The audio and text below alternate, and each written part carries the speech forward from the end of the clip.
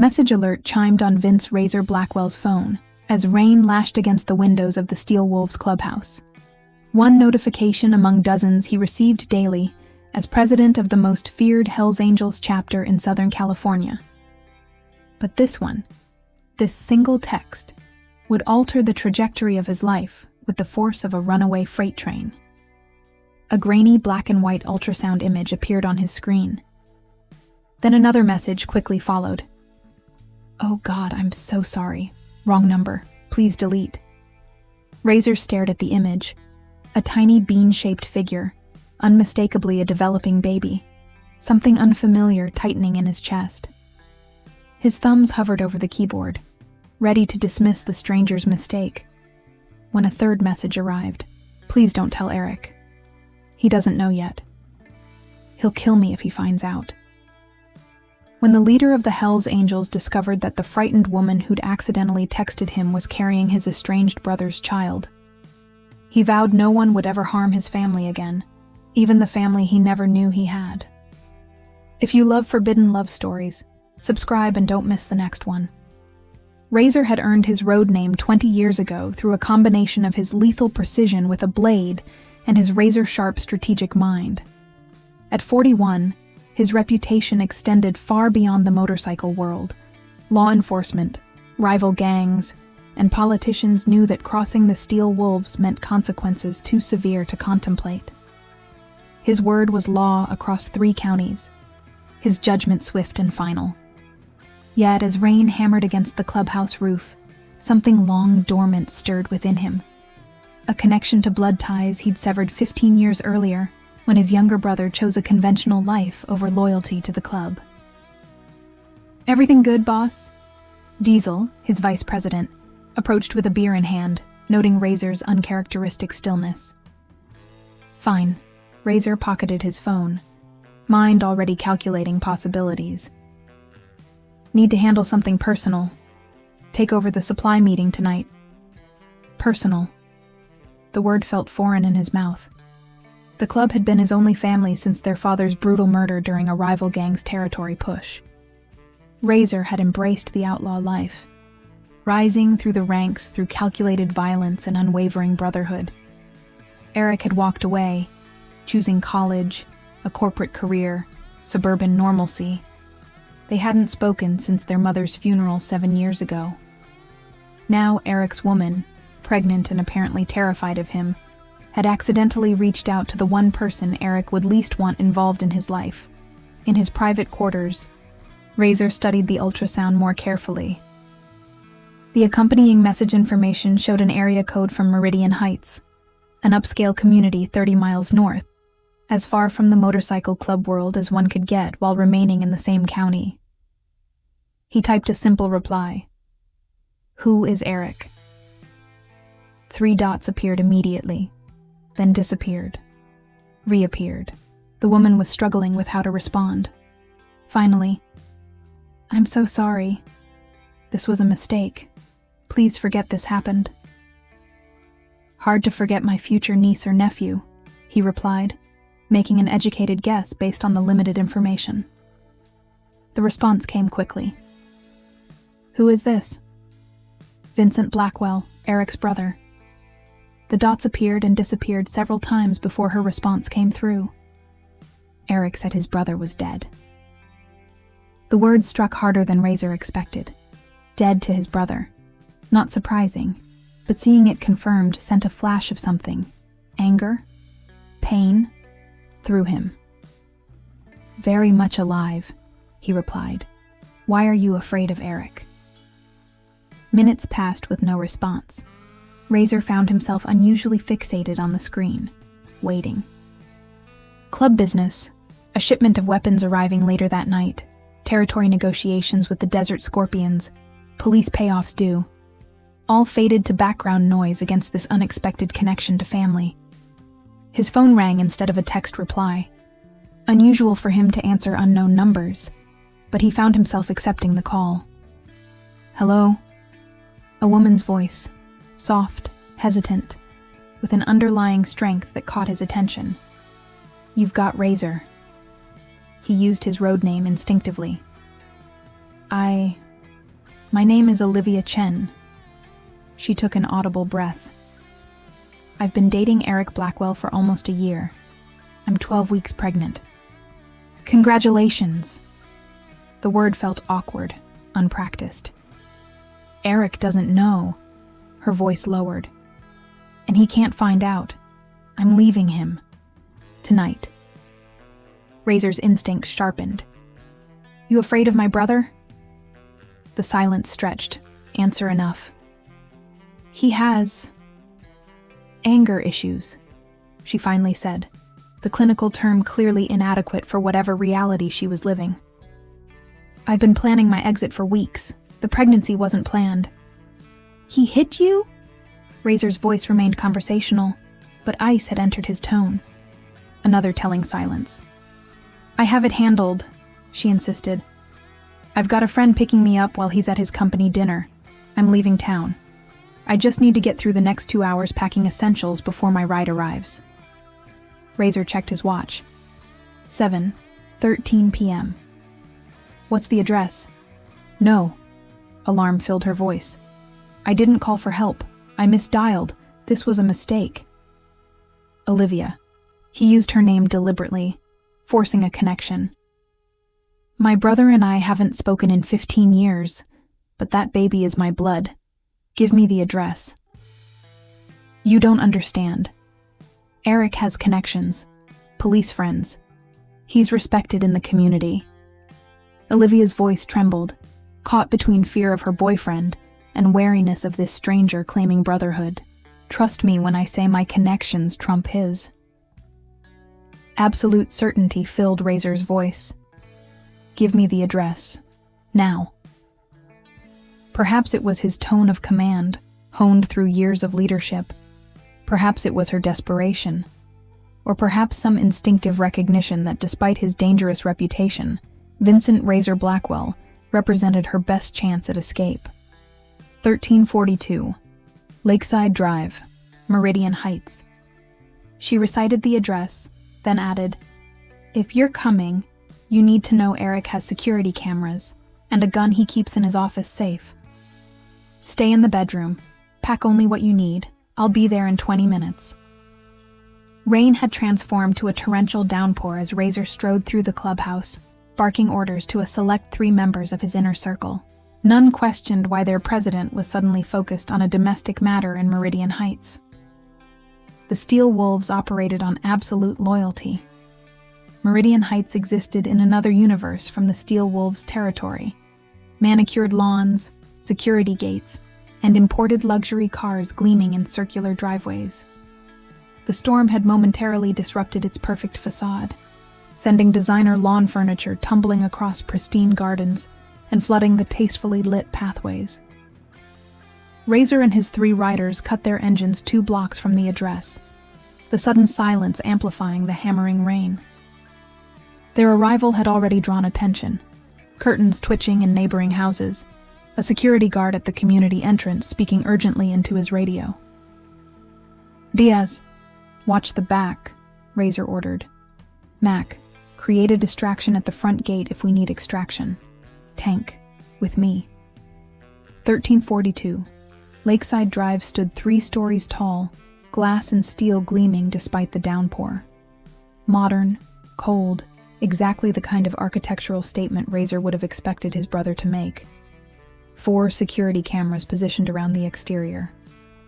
2 luxury vehicles in the driveway, a Range Rover and a low-slung Audi sports car. And one unexpected complication. Lights on throughout the house. Movement visible through the rain-streaked windows. Thought you said he'd be out, Tank muttered beside him, massive shoulders tense beneath his rain-soaked cut. Razor's instincts flared. Something was wrong. He pulled out his phone, dialing Olivia's number as they approached from the neighboring property's blind spot. No answer. They moved efficiently along the side of the house, practiced at avoiding security measures. Tank disabled the first camera with a quick spray of black paint, then the second. At the back entrance, Razor tried the sliding glass door. Locked, as expected. A woman's voice raised in fear drifted through the glass. followed by the deeper tones of a man's angry response. The words were indistinct, but the emotional tenor was unmistakable. Razor's decision was immediate. He nodded to Tank, who produced a compact glass cutter from his jacket. Within 30 seconds, they had created an opening large enough to reach through and unlock the door from inside. The home's interior matched its exterior, sleek, expensive, impersonal. Razor moved silently through the kitchen toward the sound of voices, years of experience in high-risk entries guiding his movements. Tank followed 2 steps behind, massive frame somehow equally stealthy. They found them in the master bedroom upstairs, Olivia backed against the wall, a suitcase open on the bed behind her. Eric stood before her, his back to the doorway, one hand gripping her arm tightly enough to leave marks. The resemblance between the brothers was striking.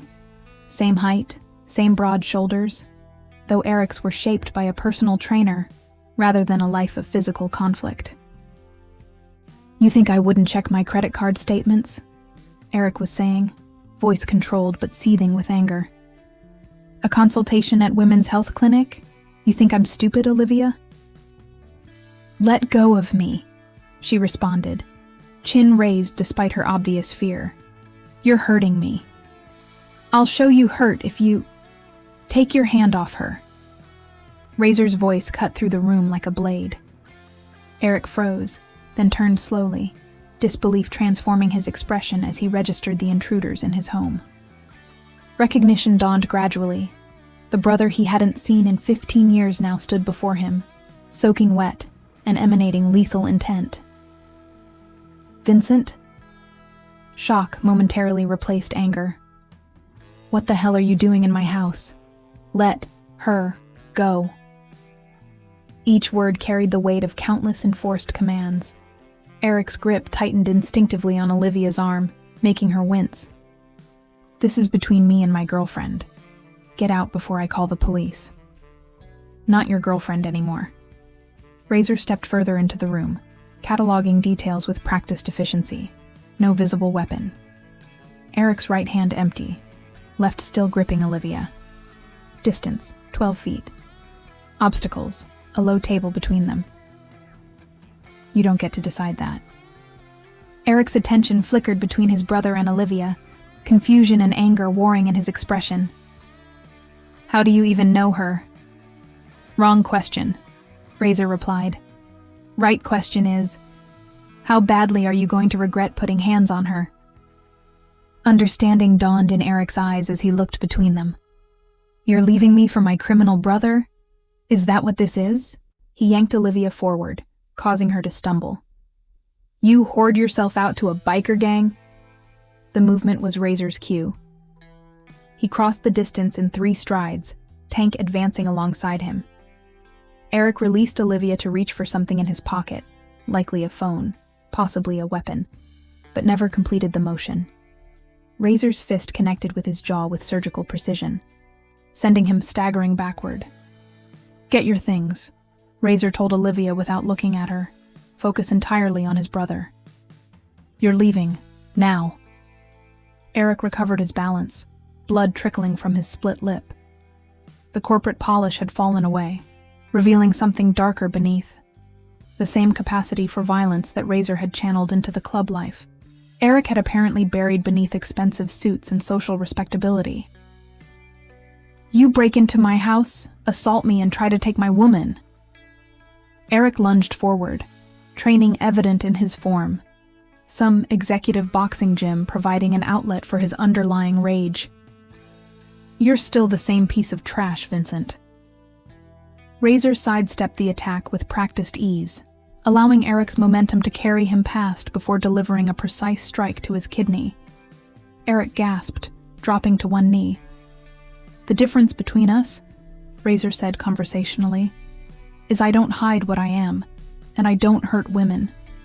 Eric spat blood onto his pristine carpet. "She's carrying my child." The statement froze the room.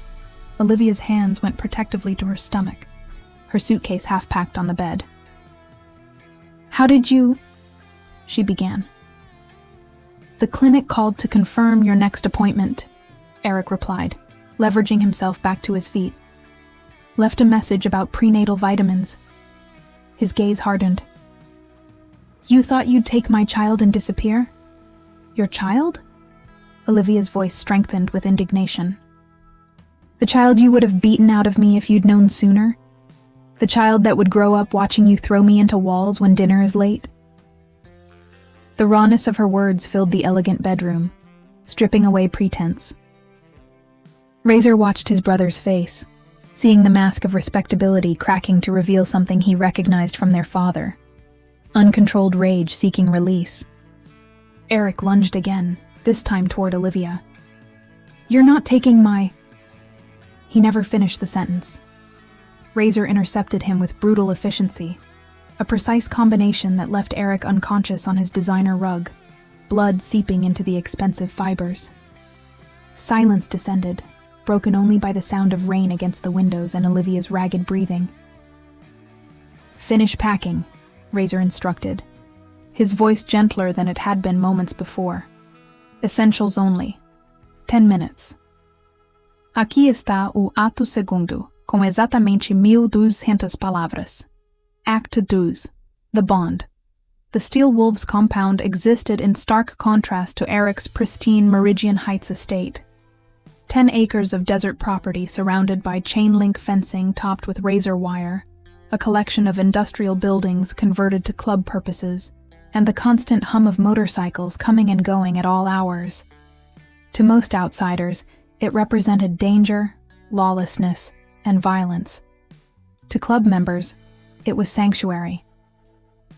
For Olivia, standing in the main clubhouse 3 days after her escape, it represented an impossible choice.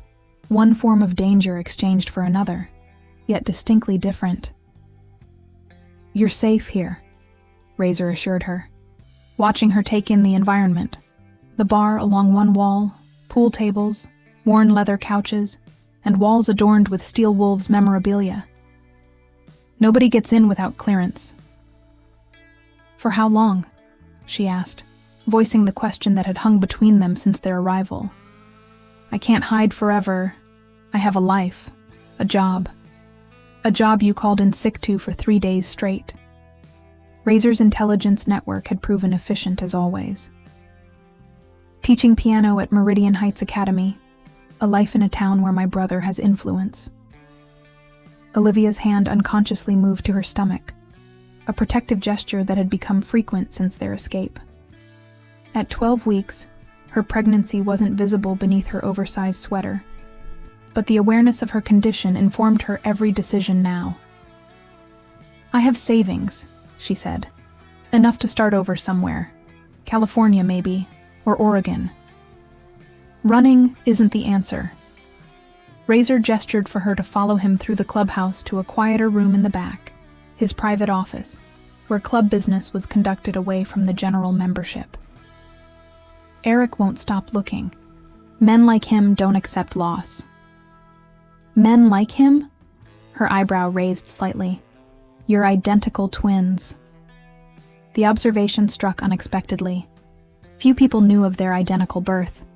Their divergent life choices had transformed them physically over the decades. Razor's body hardened by conflict and survival. Eric's sculpted by expensive gyms and nutritionists. We stopped being the same person long before he started hitting women.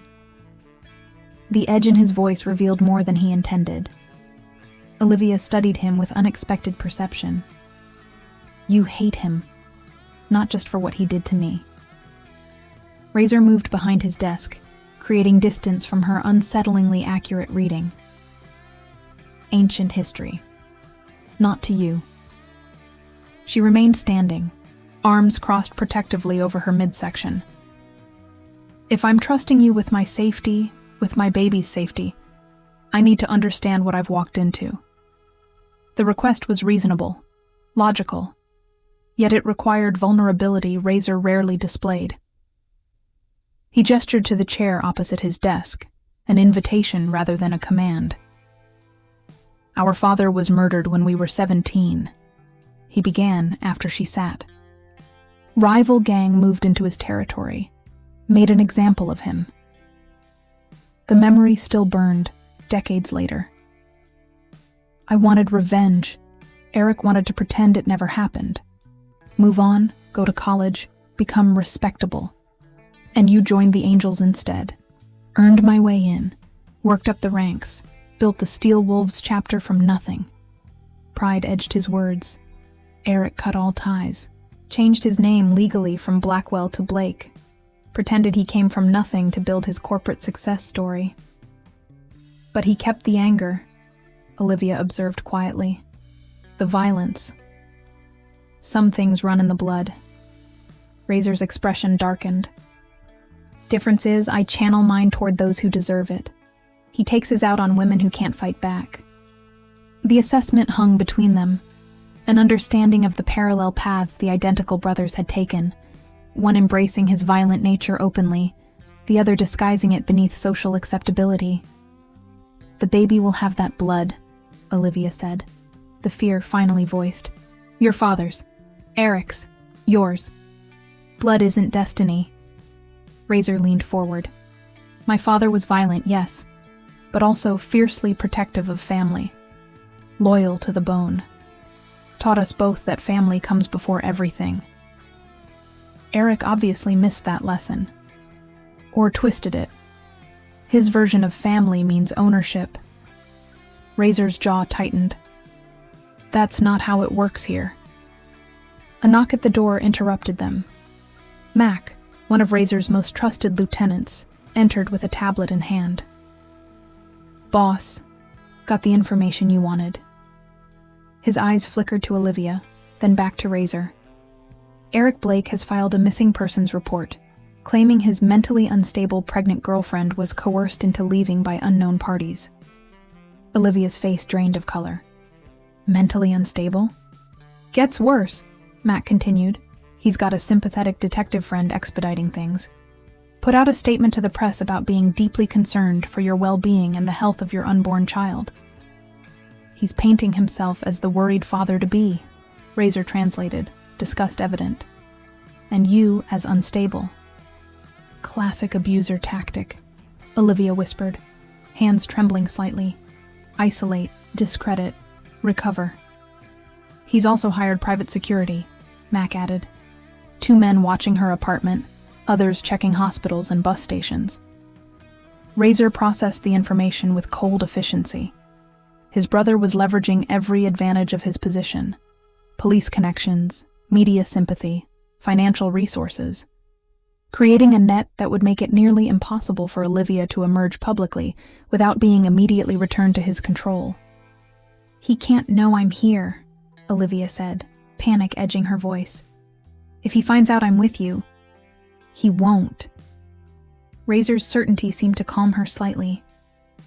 But we need to counteract his narrative, establish your mental competence and his history of abuse. How? It's my word against his. He's a respected businessman. I'm just a piano teacher. Bitterness colored her tone. No one at Meridian Heights would believe he's capable of violence.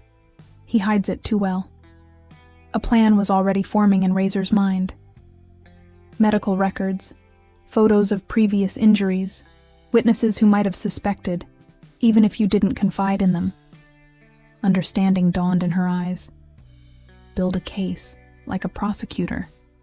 Exactly. He nodded to Mac, who left to begin gathering resources. We need leverage to make him back off legally. Evidence that would damage his carefully constructed image. I have some photos, she admitted quietly. Hidden in my cloud account. Bruises from 3 separate incidents. I documented them in case. She trailed off. In case he eventually killed you. Razor finished the thought she couldn't voice. Smart. The clinical detachment in his assessment seemed to strengthen rather than offend her. She straightened in her chair, something resolute forming behind her initial fear. There's also my doctor, she added. I made excuses for a sprained wrist 6 months ago. She seemed skeptical, asked questions Eric coached me to deflect. We'll contact her, discreetly. Razor made mental notes, strategies assembling with tactical precision. Anyone else who might have suspected? My colleague at the music academy, Elena, She noticed bruises on my arm once. I claimed I bumped into a door, but she gave me a domestic violence hotline card the next day. Razor felt a surge of unexpected respect. Even trapped in an abusive relationship, Olivia had been observing, cataloging, preparing. Survivor instincts that mirrored his own pragmatic approach to danger. "Good," he said. "We'll build a counter-narrative. One that exposes him rather than you." "He'll fight back," she warned. "He doesn't lose." "Neither do I." The simple statement carried the weight of his reputation ACT third, the truth and the threat. 2 weeks passed with Olivia living under the Steel Wolves' protection. 2 weeks of careful evidence gathering, of building a legal counteroffensive against Eric's campaign to paint her as unstable and himself as the concerned father-to-be. The club's network extended further than she had imagined, reaching into legal offices, medical facilities, even media outlets through a complex web of favors, leverage, and strategic alliances. Olivia's doctor had provided carefully worded documentation of suspicious injuries without explicitly violating confidentiality.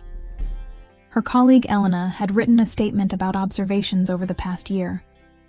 Most surprisingly, Eric's executive assistant had anonymously delivered a USB drive containing security footage from his corporate office, showing him throwing a stapler at a female employee who had made a minor scheduling error. Piece by piece, the true Eric Blake was emerging from behind his polished facade. "It's not enough," Razor concluded during their strategy session in his office. "These establish a pattern, but nothing directly connecting to you specifically." Olivia's confidence had grown during her time at the compound. The initially terrified woman was steadily being replaced by someone more resolute, more willing to fight back. Her hand rested on her stomach, now showing the first subtle signs of her advancing pregnancy. "What about my phone?" she suggested. "I have text messages where he's threatening me, controlling what I wear, where I go, who I talk to." "That could work," agreed Maya Sorensen, the formidable attorney Razor had brought into their inner circle. A former prosecutor who now specialized in domestic violence cases, Maya represented the respectable side of their two-pronged strategy. "But we'd need access to your phone." "It's at the house," Olivia said. "I left it when you got me out." The implication hung in the air. Returning to Eric's house was dangerous. Security would have been enhanced since their previous visit, yet the evidence on that phone could be decisive. "I'll handle it," Razor stated with finality. "It's too risky," Olivia protested. "He'll be expecting something like this." "Exactly why I need to be the one to go." He turned to Maya. "What's our timeline looking like?" The attorney consulted her notes. "The temporary restraining order expires in 3 days. Judge Matthews is reviewing Eric's petition for a psychiatric evaluation order. If granted, police would have authority to bring Olivia in for assessment." "Which would put me back under his control," Olivia finished. "Once I'm in the system, he can manipulate it with his connections." "We need to move first," Razor concluded. "File our counter-evidence before the hearing. Show Eric that going public with this fight will destroy his carefully constructed image." Maya nodded. "With stronger evidence, we could approach the district attorney about filing charges for domestic battery. Flip the narrative completely." "And the phone would give us that evidence," Olivia said, understanding the stakes. That night, after the strategy session disbanded, Razor found Olivia in what had become her regular spot on the clubhouse porch. The desert air had turned cool with approaching autumn, and she'd wrapped herself in a blanket someone had thoughtfully provided. "You're putting yourself at risk," she said without preamble as he sat beside her. "For someone you barely know." "I know enough." He stretched his legs out, relaxed despite the dangers they were discussing. "I know you're carrying my blood. I know my brother hurt you. I know you've got more steel in your spine than most of my club members." The compliment brought a small smile to her lips. "Still, going back there, it's different now. He'll be prepared. So will I. He studied her profile in the moonlight, delicate features that masked an unexpected resilience. You've been learning to play our piano. The observation seemed to surprise her.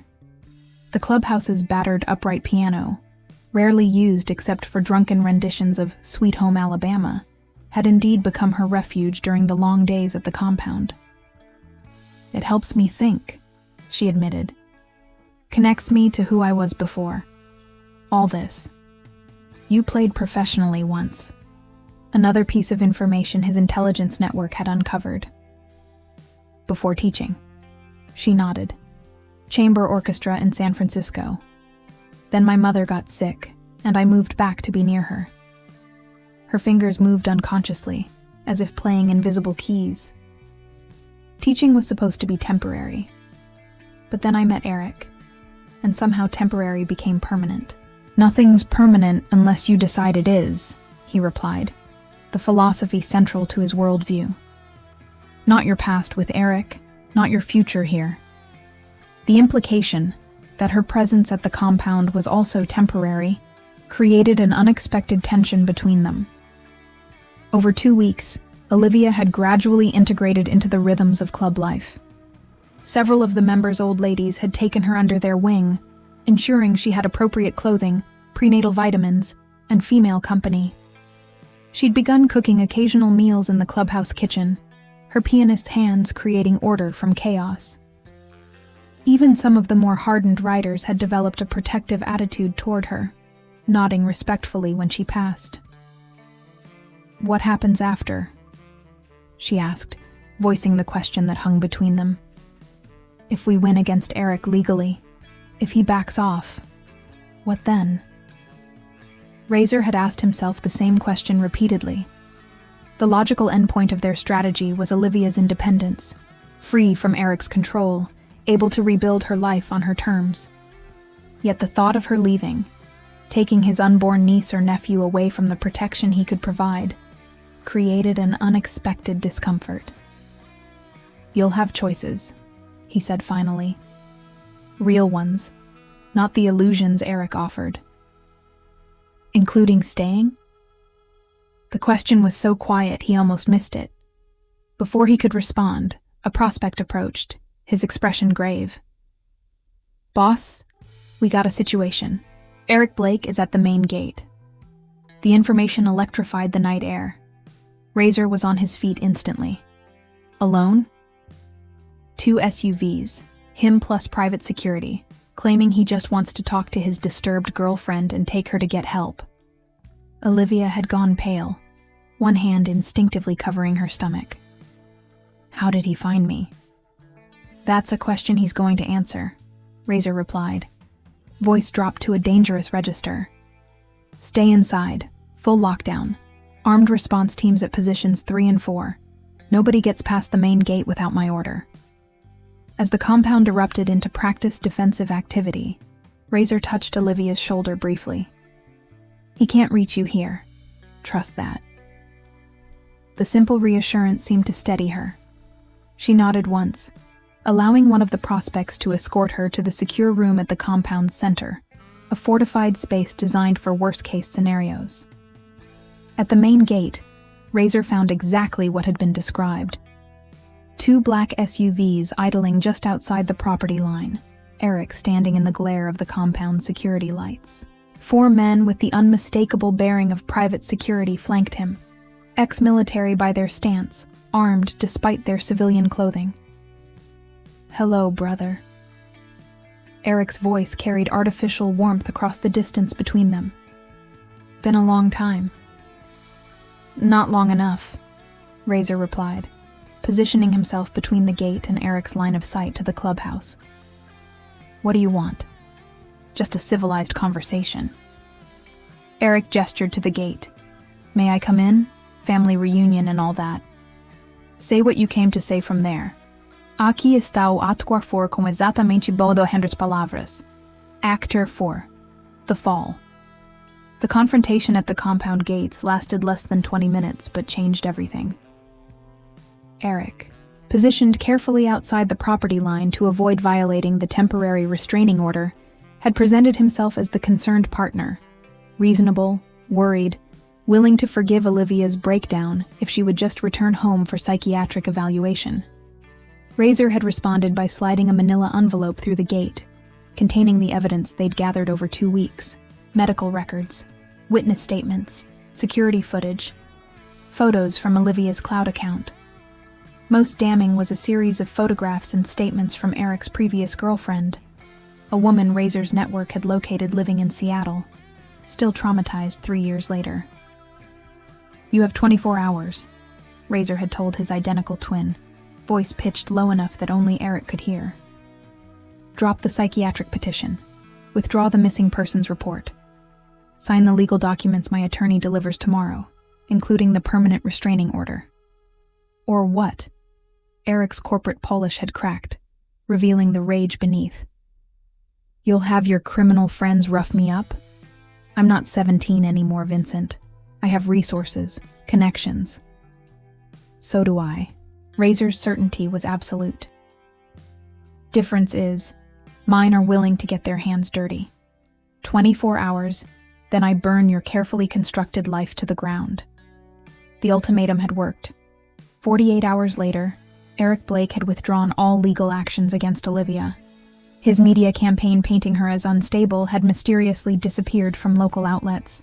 The preliminary agreement for a permanent restraining order waited on Maya Sorensen's desk, requiring only Olivia's signature to finalize. Victory, by any tactical assessment. Yet as Razor found Olivia on the clubhouse porch that evening, her habitual thinking spot, he recognized the same question still hung between them. What came next? "You were right about Eric backing down to protect his image," she said, watching the desert sunset paint the sky in vivid oranges and purples. "His reputation matters more to him than anything." "Even his child," Razor agreed, settling beside her on the bench. The past weeks of shared crisis had created an easy familiarity between them, physical proximity that would have been unthinkable when she first arrived. "He never wanted a child," she said quietly. "Just the appearance of a perfect life, perfect job, perfect house, perfect girlfriend. The baby would have been a prop in his performance." The assessment matched Razor's understanding of his brother.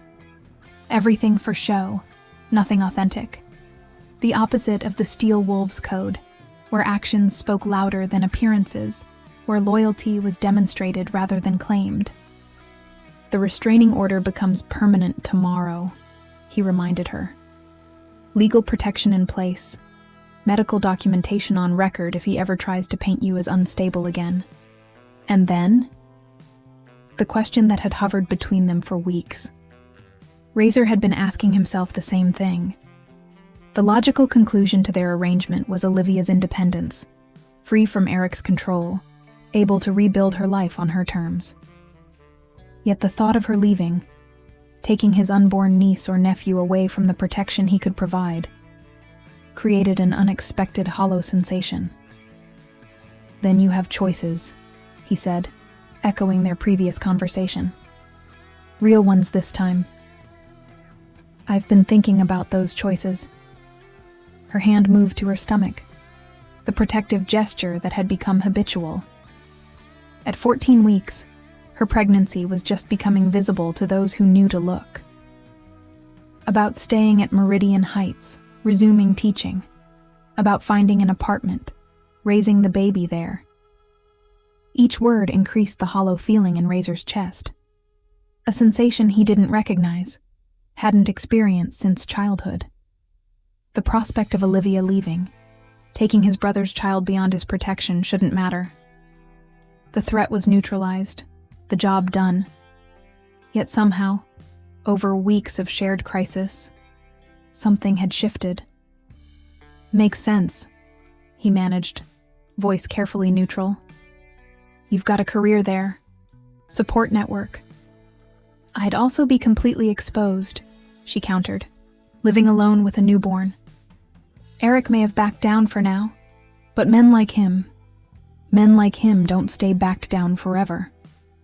The assessment matched Razor's own tactical thinking so precisely that he found himself momentarily speechless.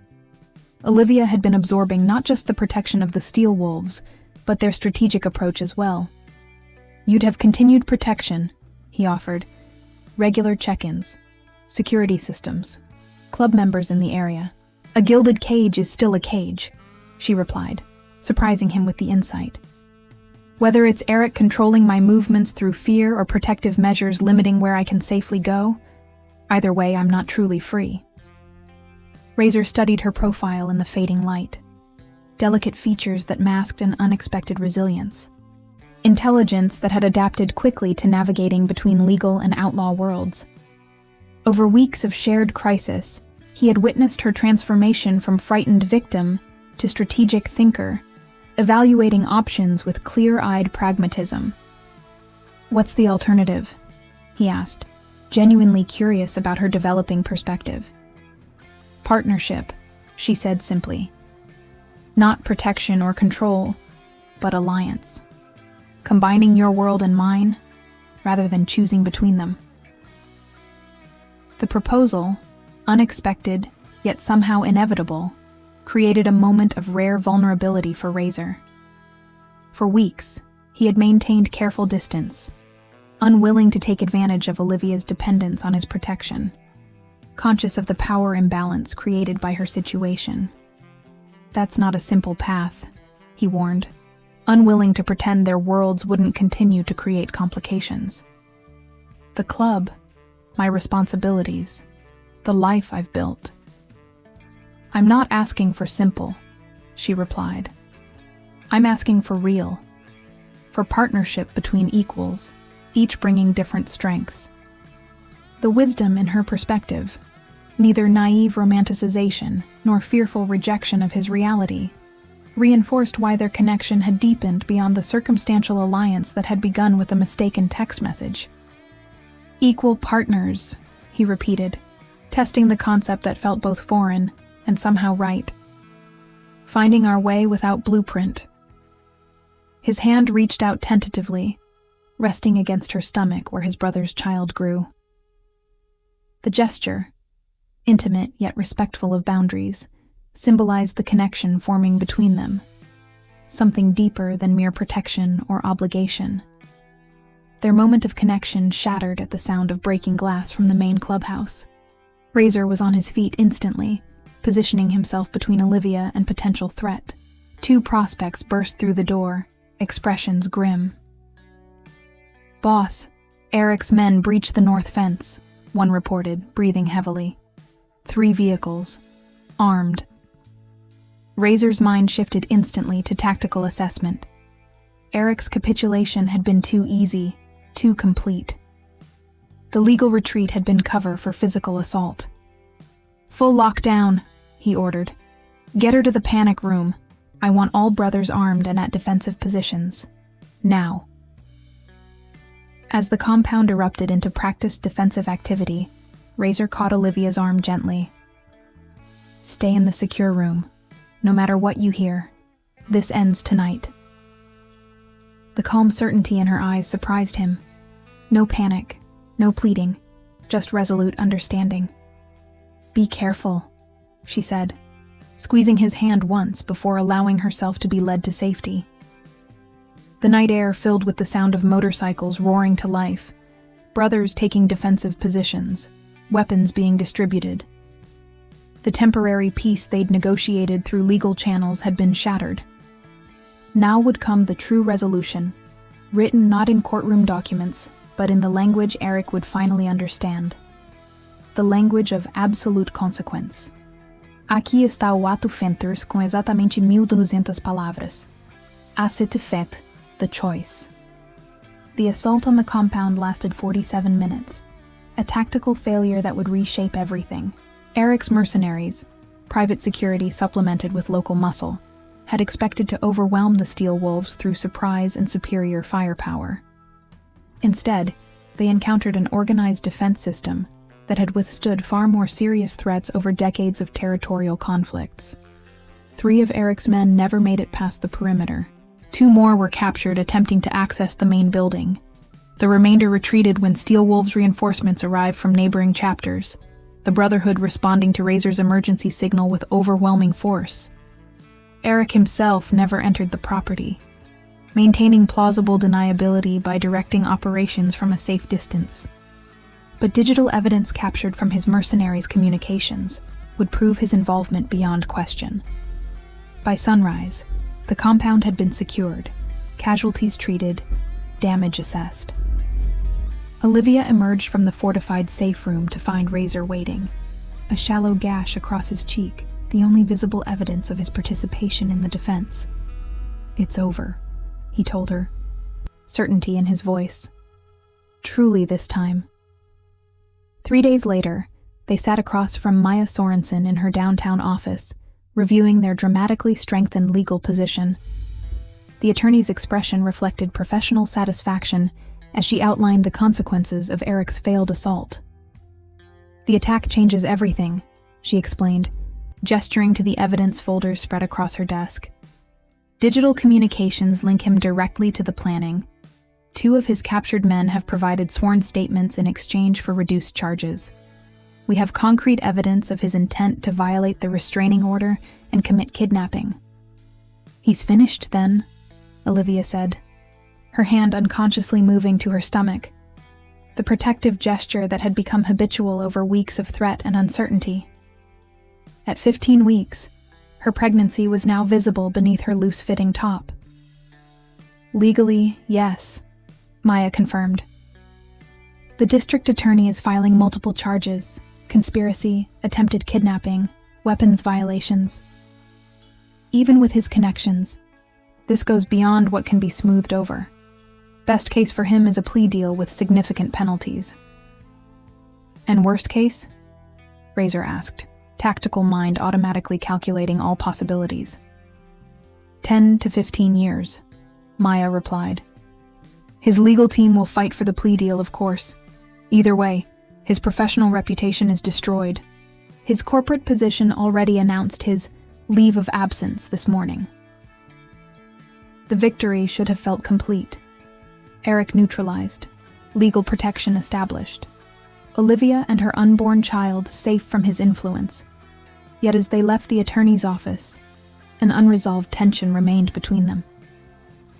Standing beside Razor's Harley in the parking garage, Olivia finally voiced what hung between them. "What happens now?"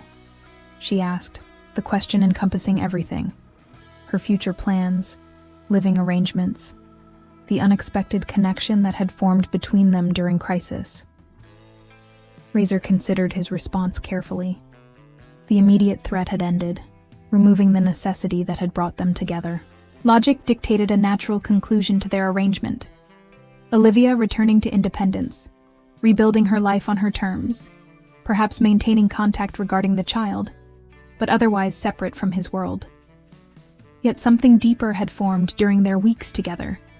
Mutual respect that had evolved toward genuine connection, protective instinct that had transformed into personal investment, strategic alliance that had developed emotional dimensions neither had anticipated. "That depends on what you want," he replied, turning the decision to her. A deliberate transfer of power that acknowledged her agency after months of others controlling her choices. Olivia studied him with the perceptive gaze that had become familiar, seeing beyond his controlled exterior to the uncertainty beneath. "I spent years letting Eric make my decisions," she said slowly. "Dictate where I lived, who I saw, how I dressed. Even you, with better intentions, have been directing my movements for my protection." Her hand moved unconsciously to her stomach, cradling the life growing within. "I need to make my own choices now." The statement seemed to close a door Razor hadn't fully acknowledged, hoping might open. He nodded once, accepting her decision with the same stoic pragmatism that had guided him through decades of club leadership. "Understood," he said simply. "My protection continues regardless. No strings attached." Olivia's smile suggested he'd misinterpreted her meaning. "You didn't let me finish." She stepped closer, her pregnant belly barely brushing against him. "I need to make my own choices, and I choose this, whatever connection is developing between us." not from fear or gratitude, but because of who you are beneath the road name and the president's patch. The admission, clear-eyed and considered rather than born from crisis or obligation, shifted something fundamental between them. For weeks, Razor had maintained careful distance, unwilling to take advantage of Olivia's vulnerability, conscious of the power imbalance created by her dependence on his protection. Now she was choosing him. Not Razor the Steel Wolves president, not her security provider, but Vincent, the man beneath those roles. Choosing him with full awareness of his capacity for both violence and tenderness, for both ruthless strategy and profound loyalty. "It won't be simple," he warned, unwilling to pretend their worlds wouldn't continue to create complications. "The club, my responsibilities, the life I've built." "I'm not asking for simple," she replied. "I'm asking for real, for partnership between equals, each bringing different strengths." The wisdom in her perspective, neither naive romanticization nor fearful rejection of his reality, reinforced why their connection had deepened beyond the circumstantial alliance that had begun with a mistaken text message. "Equal partners," he agreed, the concept both foreign and somehow right. "Finding our way without blueprint." 2 weeks later, Olivia moved into a modest house near the Steel Wolves compound, close enough for security, separate enough for independence. The home represented their compromise. She would maintain her teaching career at Meridian Heights Academy while accepting the ongoing protection of the club.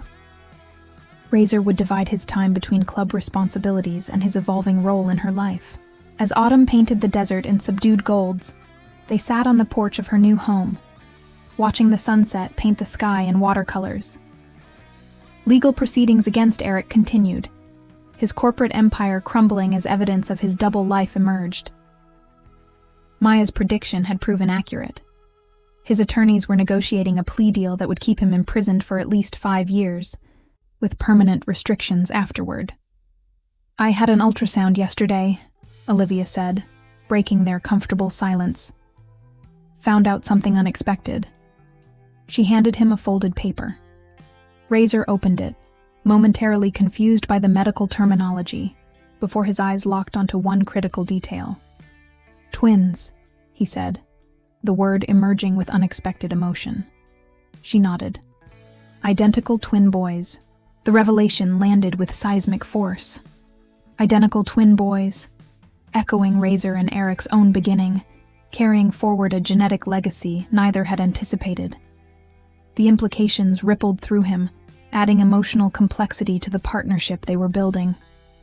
"History repeating," he observed, voice rougher than intended. "Or chance for a different outcome," Olivia countered, taking his hand and placing it over her rounded stomach. "These boys will have what you and Eric didn't. Stability, protection, freedom from the cycle that shaped both of you.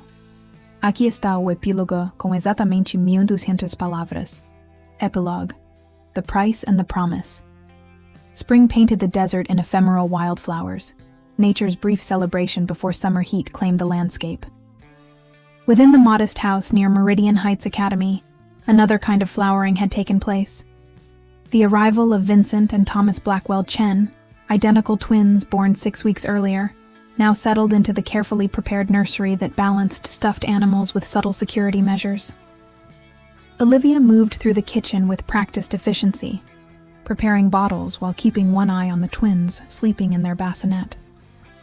Motherhood had transformed her physically, her body still recovering from pregnancy and childbirth.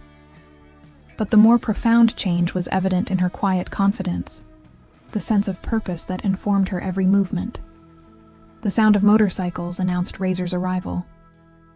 Minutes later, he entered through the kitchen door, removing his cut and hanging it on the dedicated hook installed specifically for that purpose, a small accommodation that symbolized the larger integration of their separate worlds. "Both sleeping?" he asked, voice automatically lowering near the babies. "For about 10 more minutes if pattern holds," she replied, with the weary smile of new parenthood. "Thomas just ate. Vincent will wake hungry and loud any moment now." Even at 6 weeks, the twins' personalities had begun to emerge. Thomas quieter, more observant. Vincent more demanding, quicker to express needs. The parallels to their namesakes were both amusing and occasionally unsettling, genetic echoes across generations. As predicted, Vincent's first hungry cry broke the momentary peace. Razor moved to the bassinet before Olivia could set down the bottle she was preparing, lifting the newborn with a gentleness that still surprised those who knew him only as the Steel Wolves' president. "I've got him," he assured her, cradling his nephew with practiced ease. Bottle ready. The domestic scene, outlaw biker feeding an infant while classical pianist checked on the sleeping twin, represented everything unexpected about the family they were creating. 6 months earlier, neither could have imagined this reality.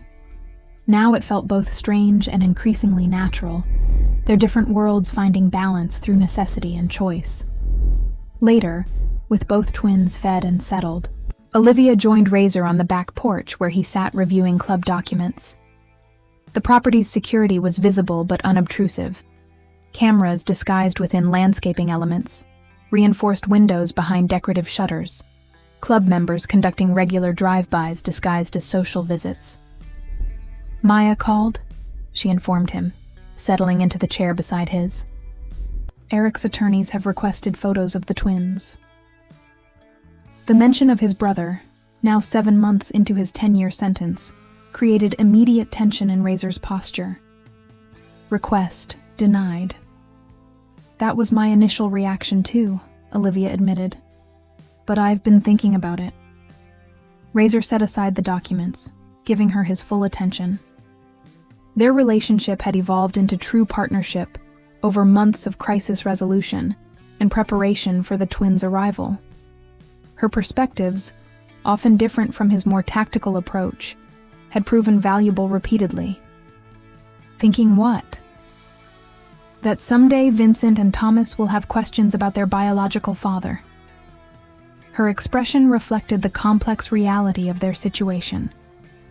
That completely cutting Eric out creates mysteries I'll eventually need to explain. "They have a father figure," Razor replied, the role he had gradually assumed still new enough to feel both foreign and right. "They don't need Eric's influence." "It's not about need," she countered gently. "It's about identity. Understanding where they come from, all parts of their heritage, not just the ones we prefer." The wisdom in her perspective, neither naive forgiveness nor vengeful exclusion, but pragmatic acceptance of complicated truth, reminded Razor why their partnership worked, despite their different backgrounds. Olivia balanced his protective instincts with longer-term emotional considerations, creating a more complete foundation for the twins' development. "Photos only," he conceded after consideration. "No direct contact. No communication until they're old enough to decide for themselves. The compromise, protecting the twins from Eric's direct influence while acknowledging his biological connection, reflected their evolving approach to complex family dynamics. Neither the complete severance Razor's tactical instincts might have preferred, nor the conventional visitation arrangements the legal system typically favored. "Thank you," Olivia said simply, understanding the significance of his concession.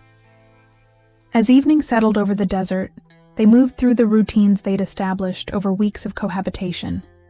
Security checks, baby monitoring, shared quiet time that bridged their different worlds. Razor's presence wasn't constant. Club responsibilities still claimed significant portions of his time. But when present, he was fully engaged, learning the rhythms of infant care alongside Olivia. "Summer schedule confirmed," she mentioned as they prepared for the twins' final feeding before their longest sleep stretch. "Meridian Heights approved my modified teaching proposal. 3 students daily, here at the house, starting in July." The arrangement represented another balanced compromise, maintaining her professional identity while accommodating the twins' needs and ongoing security considerations. The academy had been surprisingly flexible, valuing her teaching skills enough to adapt to her unique circumstances. Club runs smoothly with my reduced hours. Razor offered his own update. Diesel handles daily operations. I focus on strategy and major decisions. The adjustments they'd both made, Olivia modifying her career aspirations, Razor delegating club responsibilities he'd previously controlled directly, created the space for their relationship to develop beyond crisis management into genuine partnership. Different worlds finding connection points, rather than one absorbing the other. After the twins were settled for the night, they retreated to the back porch again, desert stars providing natural illumination, complemented by subtle security lighting.